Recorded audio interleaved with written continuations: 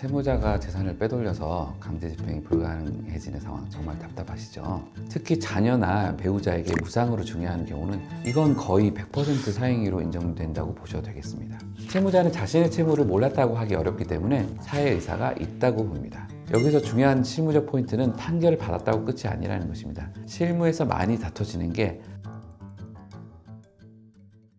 안녕하세요. 변호사 장영석입니다. 오늘은 많은 분들이 궁금해하시는 사행위 취소 소송에 대해서 말씀드리려고 합니다. 채권자 입장에서는 채무자가 재산을 빼돌려서 강제집행이 불가능해지는 상황 정말 답답하시죠? 반대로 채무자 입장에서는 정당한 재산 처분인데 사행위라고 공격받는 경우도 있습니다. 저는 원고와 피고 양쪽을 모두 대리해본 경험이 있기 때문에 오늘은 실무적인 관점에서 사행위 취소 소송의 핵심 쟁점들을 질문과 답변 형식으로 설명드리겠습니다.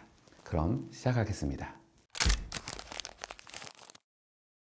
사행위 취소 소송은 채무자가 채권자를 해하는 재산 처분 행위를 한 경우 채권자가 법원에 그 행위의 취소를 구하는 소송입니다. 쉽게 예를 들어볼게요. A라는 사람이 B에게서 1억 원을 빌렸습니다.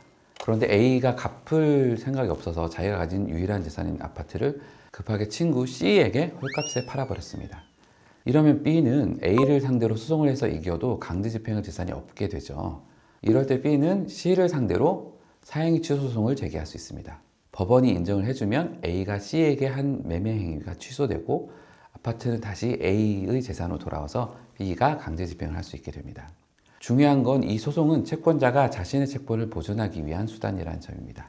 민법 406조와 407조가 관련 조문인데요. 채무자의 책임재산을 보존하는 것이 핵심 목적입니다. 책임재산이란 빚을 갚을 수 있는 재산을 말하는 것입니다. 실무에서는 부동산 매매, 증여, 담보 설정, 채무 인수, 심지어는 이혼에서의 재산 분할, 상속재산 분할 협의까지 다양한 행위가 사행위로 다퉈집니다. 사행위가 성립하려면 크게 4가지 요건이 필요합니다. 첫째, 채무자의 재산 처분 행위가 있어야 합니다. 매매, 증여, 담보권 설정, 채무 부담 등이 여기에 해당합니다. 둘째, 채권자를 해하는 행위여야 합니다. 쉽게 말하면 그 행위로 인해 채무자의 재산이 줄어들어서 채권자가 변제받기 어려워지는 경우입니다. 예를 들어서 채무자가 유일한 재산을 헐값에 팔거나 무상으로 증여하는 경우가 대표적이죠. 셋째, 채무자의 사회의사, 즉 채권자를 해한다는 것을 알면서 행위를 해야 합니다. 채무자는 자신의 채무를 몰랐다고 하기 어렵기 때문에 채무초과 상태에서 재산을 처분하거나 재산 처분으로 채무초과 상태가 되는 등의 사정이 있으면 사회의사가 있다고 봅니다. 넷째, 수익자 또는 전득자의 악의가 필요합니다. 악의라는 것은 채권자를 해하는 행위라는 사실을 알았다라는 의미입니다. 여기서 중요한 건 채무자의 사회의사가 인정되면 수익자는 스스로 악의가 아니다, 몰랐다라는 점을 입증해야 한다는 점입니다. 실무에서는 채무초과 상태였는지, 수익자가 악의였는지 등이 많이 다퉈집니다. 채무자의 재산 내역을 다 따져봐야 하고 수익자와 채무자가 어떤 관계인지도 중요하게 다뤄집니다. 실무에서 가장 많이 보는 사행위 유형들을 말씀드리겠습니다. 첫째, 부동산 증여입니다. 이건 거의 100% 사행위로 인정된다고 보셔도 되겠습니다. 특히 자녀나 배우자에게 무상으로 증여하는 경우는 더 이상 말할 필요가 없겠죠. 둘째, 부동산 매매입니다. 시가 5억 원짜리 아파트를 3억 원에 파는 등의 저가 매매는 물론 제값을 주고 판 경우에도 사행위가 될 수 있습니다. 주로 배우자나 자녀, 형제나 지인이 매수인이 되는 경우가 많이 문제가 됩니다. 반대로 공인중개사를 통해서 모르는 사람이 산 경우에는 수익자의 악의 부분에서 악의가 아니라고 인정하는 것이 판례의 경향입니다. 여기서는 적정 가격이 얼마인지도 쟁점이 됩니다. 셋째, 근저당권 설정입니다. 이미 채무초과 상태인데 특정 채권자를 위해 부동산의 근저당권을 설정해주면 다른 채권자들을 해하는 행위가 됩니다. 이를 편파 행위라고 하는데 특정 채권자만 우대하는 것입니다. 넷째, 채무 인수나 보증입니다. 자기 재산도 부족한데 다른 사람의 빚을 대신 지거나 보증을 서주는 경우입니다. 다섯째, 이혼 시 재산 분할입니다. 이건 좀 복잡한데요. 정당한 재산 분할은 사행위가 아니지만 과도한 재산 분할은 사행위가 될 수 있습니다. 판례는 기여도를 초과하는 부분에 대해서는 사행위 취소를 인정하고 있습니다. 여섯째, 부동산을 담보로 한 대출입니다. 이미 채무 초과인데 부동산을 담보로 잡히게 되면 부동산의 가치를 낮추는 것이 되어서 문제가 되는 것입니다.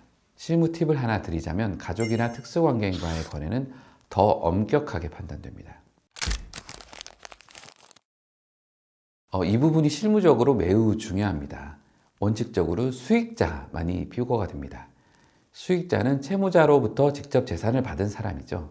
예를 들어서 A가 B에게 아파트를 팔았다면 B가 수익자입니다. 그런데 만약 B가 그 아파트를 다시 C에게 팔았다면 어떻게 될까요? 이때 C를 전득자라고 합니다. 전득자가 있으면 수익자, 전득자 모두를 피고로 해야 합니다. 여기서 중요한 점은 전득자도 악이어야 사행위 취소가 가능하다는 것입니다. 만약 전득자가 선의, 즉 사행위라는 사실을 몰랐다면 그 사람에 대해서는 취소를 구할 수 없고 수익자를 상대로 부동산의 반환이 아니라 금액 청구를 하는 방식이 됩니다. 실무에서는 전득자의 악의 입증이 쉽지 않기 때문에 가능하면 수익자 단계에서 빨리 소송을 제기하고 처분금지 가처분 등으로 부동산을 묶어두는 것이 필요합니다. 또 하나 주의할 점은 채무자가 행방불명이거나 협조하지 않는 경우가 많은데 채무자에 대한 채권이 있다는 점을 입증할 필요도 있으므로 채무자에 대한 소송도 함께 진행하는 경우도 있습니다. 물론 먼저 채무자에 대한 소송을 진행한 후 사행위 취소 소송을 진행하는 경우도 많습니다. 제소기간은 매우 중요합니다. 기간을 넘기면 아무리 명백한 사행위라도 취소를 구할 수 없기 때문입니다. 민법 406조에 따르면 두 가지 기간 제한이 있습니다. 첫째, 채권자가 취소 원인을 안 날로부터 1년 이내에 소송을 제기해야 합니다. 취소 원인을 안 날이라는 것이 애매한데 판례는 매매계약 등 처분행위가 있었다는 것을 아는 것을 넘어서 그것이 채권자를 해한다는 것을 알았을 때를 안 날이라고 봅니다. 둘째, 법률행위가 있은 날로부터 5년 이내에 소송을 제기해야 합니다. 이건 절대적 기간이어서 채권자가 몰랐더라도 5년이 지나면 소송을 제기할 수 없습니다. 실무에서 많이 다퉈지는 게 안날이 정확히 언제인가 하는 점입니다. 방어하는 입장에서는 원고 측이 등기부로 열람한 시점에 알았다고 주장하게 되고 원고 측에서는 등기부로 열람한 때는 아직 사행위인지는 몰랐다고 주장할 수 있는 것이죠. 제 경험상 조언을 드리자면 의심이 되면 최대한 빨리 소송을 제기하는 게 좋습니다. 기간 계산에서 실수하면 권리를 영원히 잃게 되니까요. 또 하나, 사행위 이전에 발생한 채권이어야 한다는 점도 중요합니다. 사행위 이후에 발생한 채권으로는 사행위 취소를 청구할 수 없습니다. 사행위 당시 이무 채무 발생의 기초가 되는 계약이 존재하고 이후 실제로 채권이 발생한 경우에는 그 채권을 기초로도 사행위 취소 소송을 제기할 수 있다는 점도 잊지 마세요. 승소 판결을 받으면 구체적으로 어떤 효과가 있는지 말씀드리겠습니다. 첫째, 사행위가 취소되고 원상 회복이 됩니다. 부동산 증여였다면 소유권이 다시 채무자에게 돌아갑니다. 다만 직접 채권자에게 오는 게 아니라 채무자에게 돌아간다는 점을 주의하셔야 합니다. 둘째, 원상 회복 판결이 확정되면 채권자는 그 재산에 대해 강제 집행을 할 수 있습니다. 민법에 따르면 사행위 취소와 원상 회복은 모든 채권자의 이익을 위하여 효력이 있다고 하고 있습니다. 셋째, 부동산의 경우 판결 확정 후 수익자 명의로 이전되었던 등기가 말소되고 채무자 명의로 돌아가므로 바로 압류 및 경매 신청이 가능합니다. 넷째, 수익자가 이미 제3자에게 처분했고 그 제3자, 전득자가 악이어서 전득자를 상대로도 소송을 제기할 승소하였다면 부동산을 채무자에게 반환, 즉 전전 등기를 말소하는 결과가 됩니다. 다섯째, 부동산의 등기 말소 및 인도 등 소위 원상 회복이 아니라 금전 청구, 가액 배상이라고 하는데요. 금전 청구를 하는 경우에는 해당 금액을 채권자에게 직접 지급하라고 청구할 수 있습니다.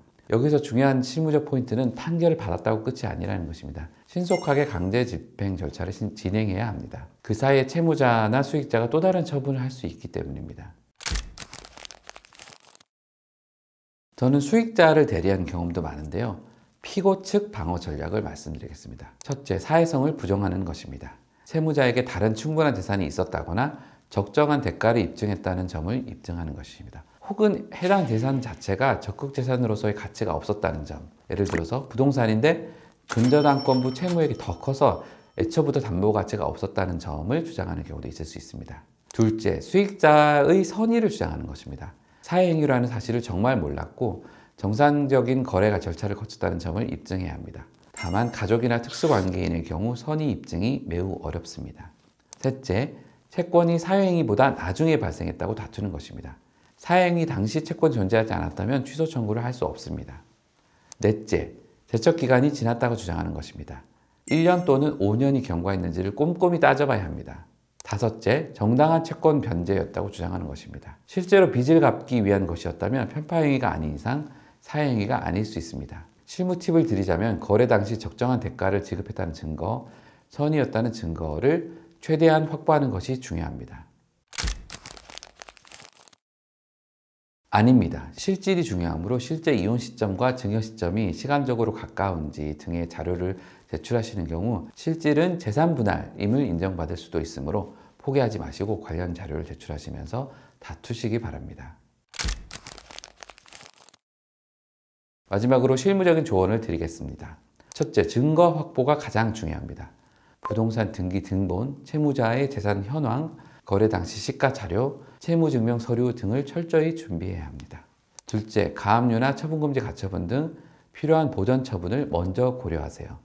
소송 중에 또 재산이 처분될 수 있으므로 가능하면 가압류나 처분금지 가처분을 먼저 걸어두는 것이 안전합니다. 셋째, 전문가의 도움을 받으세요. 사행위 취소 소송은 요건이 복잡하고 입증 책임도 까다로워서 변호사의 조력이 거의 필수적입니다. 넷째, 소송과 비용을 고려하세요. 소송은 보통 1년 이상 걸리고 항소까지 가면 2, 3년도 걸립니다. 다섯째, 실익을 따져보세요. 승소해도 채무자에게 다른 채권자들이 많다면 실제로 받을 수 있는 금액이 적을 수 있습니다. 채권자 입장에서는 빠른 대응이, 피고 입장에서는 철저한 증거 준비가 핵심입니다. 오늘은 사행위 취소 소송의 핵심 내용들을 Q&A 형식으로 설명드렸습니다. 핵심만 정리하면 사행위 취소 소송은 채무자의 부당한 재산 처분에 대항할 수 있는 강력한 수단이지만 요건이 까다롭고 제소 기간도 짧습니다. 의심이 되면 빨리 전문가와 상담하는 것이 중요합니다.